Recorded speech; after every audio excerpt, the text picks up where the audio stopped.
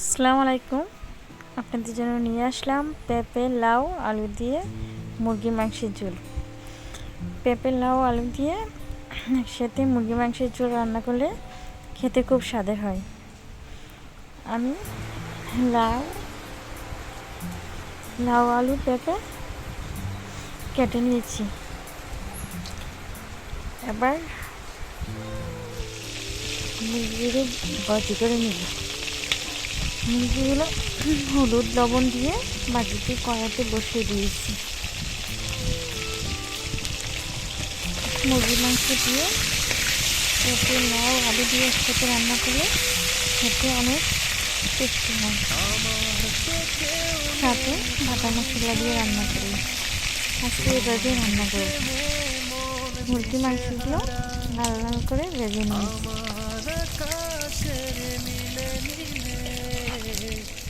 এবার সবগুলো উঠিয়ে রাখবো।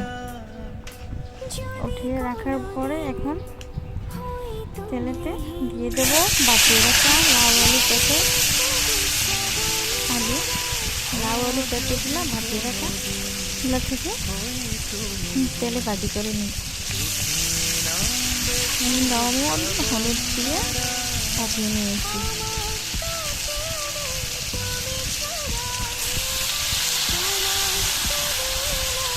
ভাপিয়ে এখন তেলে কষার মতো করে হালকা ভাজি করে নেব। সেগুলো দিয়ে দিয়েছি।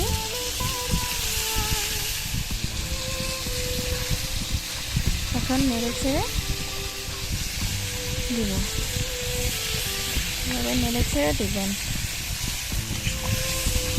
এতে লাউ আলু একসাথে রান্না করলে অনেক মজা হয়। এখন আমি তেল দিয়ে দিচ্ছি কড়াইতে। তারপরে দিয়ে দিলাম পেঁয়াজ কুচি,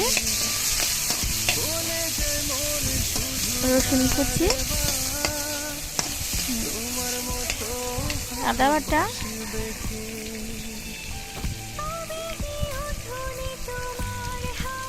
মশলা বাটা,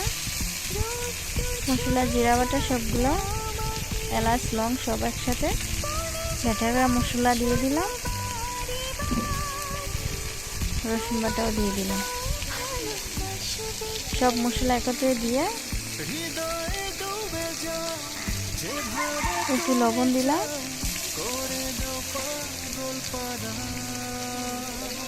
তারপরে দিয়ে দেব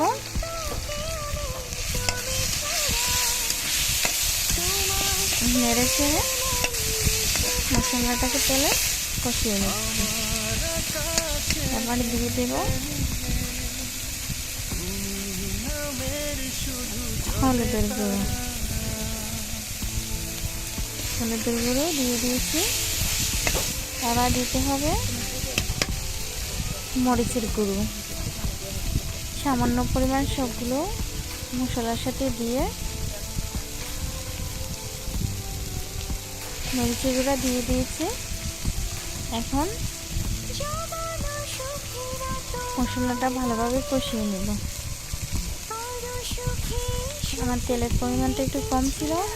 আমার মুরগি মাংস অনুযায়ী আরও তেল লাগবে, সেই জন্য আর একটু তেল দিয়ে দিলাম। দিয়ে ভালোভাবে কষিয়ে নিচ্ছি।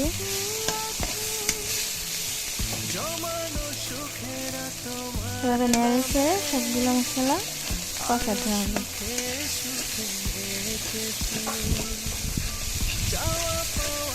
এবার কষানো মশলাতে ভেজে রাখা মুরগিগুলো দিয়ে দিলাম। দিয়ে সামান্য পরিমাণে জল দিয়ে দিচ্ছি। যাতে মাংসগুলোতে ভালোভাবে মশলাগুলো ঢুকে।